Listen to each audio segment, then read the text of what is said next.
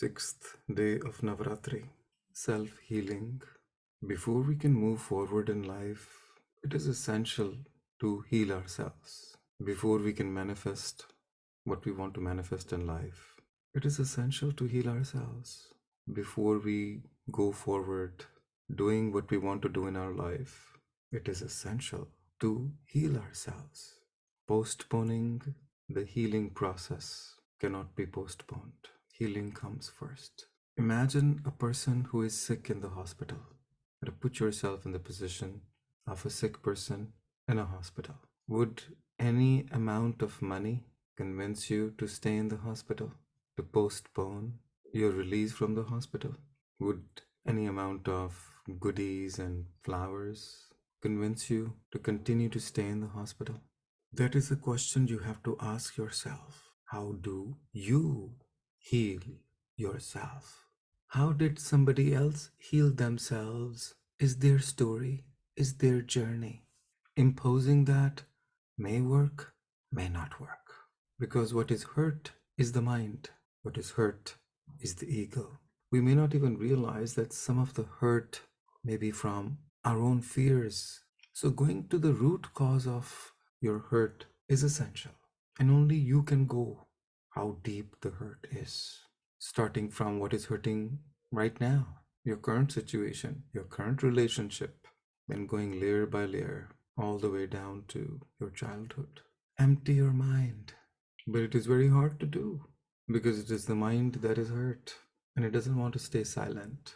It wants to continue to ruminate over the hurtful incident, the hurtful story, the victimhood, continue to lick your wounds, and you get used to it over time. And the wounds actually are the only one who understand your hurt. So you keep or give company to your wounds, and it doesn't help you, but you get some comfort out of it. How can being in the company of your wounds give you comfort? Sounds oxymoronic, but yet we do it for some reason. We allow our hurts to control us. We give our hurts the power. We give the people who hurt us the power to have control over us. How? By continue to support the hurt. Think about those people. Think about those incidences and have that inner dialogue of hurt. Another option is to get ultra busy. One is to empty your mind, and one is to keep your mind 100% occupied. Become so busy that your mind does not go in the direction of the hurt. Another beautiful one is allow yourself to live. Ek din tu bhi ji le ab. Give yourself a day to live. You have to ask yourself this question. Am I the one coming in the way of me living my life? Has anyone stopped me from living my life the way I want to live? Or it is me who has put all these conditions, superimposed all these barriers? Am I coming in my own way to live my own life? And can I give myself permission to live? Can I just live the life I want to live? How else? Of course, prayers can heal, meditation can heal, and so can shouting, so can talking. The biggest gift sometime can be a person who can give you an unconditional loving support, a shoulder to cry on, someone to lean on, someone who can listen to you without judgment, someone who has your best interest in their heart. They're not interested in the story as much. They're not interested in the other parties involved as much. It's you they're interested in. They're interested in your well being, your healing, your happiness. If you have such people or person, it's the best gift you can get for healing. Sometime healing can be forgiveness. Sometime healing can be love. Just remember, running away from the problem or nursing the hurt in the shape of alcohol, drugs, addictions of any sort, whether it is shopping or Netflix, is only postponing it and making it more complicated. The actual hurt doesn't hurt that much when you allow it to hurt you. Sit with your hurt. Finish it off. It can be overwhelming for a period of time. Let it be. The healing will come from within. Who is the ultimate healer?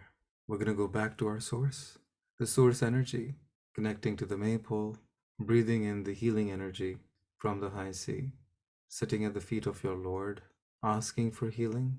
Ask and you are healed, being open to healing. But again, knowing what is hurt, knowing what is hurting, knowing what the cause of the problem is of the utmost importance.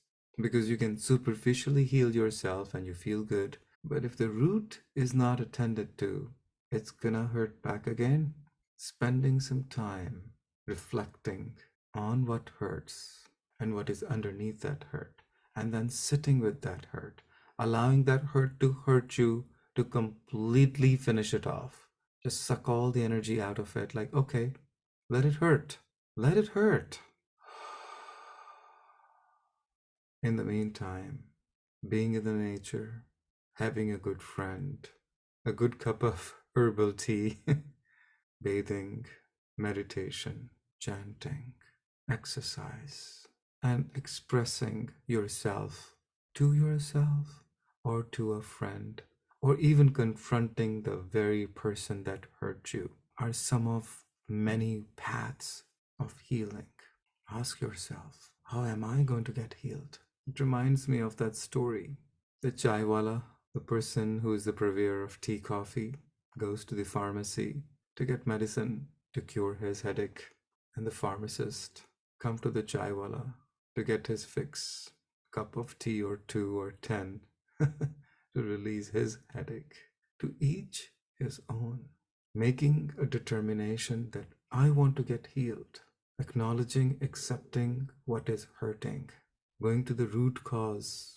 Don't camouflage it. Oh, no, no, no, this, that, or the other. No excuses. Because we tend to protect the people who hurt us sometimes. We protect them because we're good people. And we are so used to this codependency.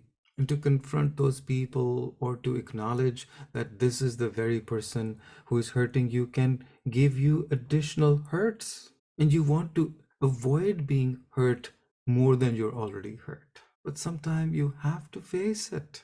You have to see the truth. You have to let it go because truth will set you free. Truth will set your hurt free.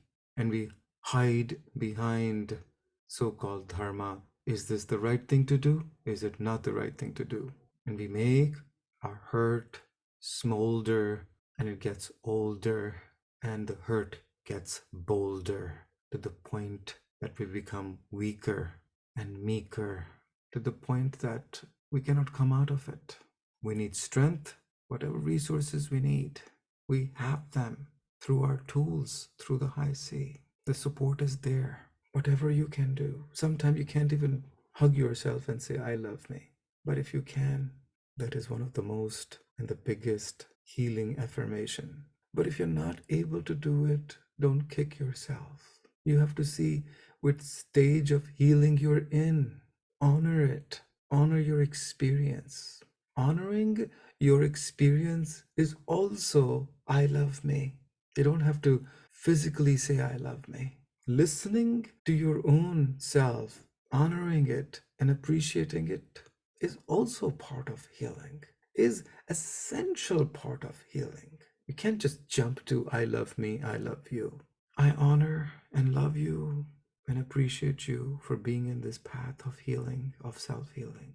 Pray that you're healed when you're ready to get healed. Pray that may all the resources in this universe be available to you when you're ready to be healed. And it's okay when you're not yet quite ready to be healed. Honor that also. Take your time. I love me.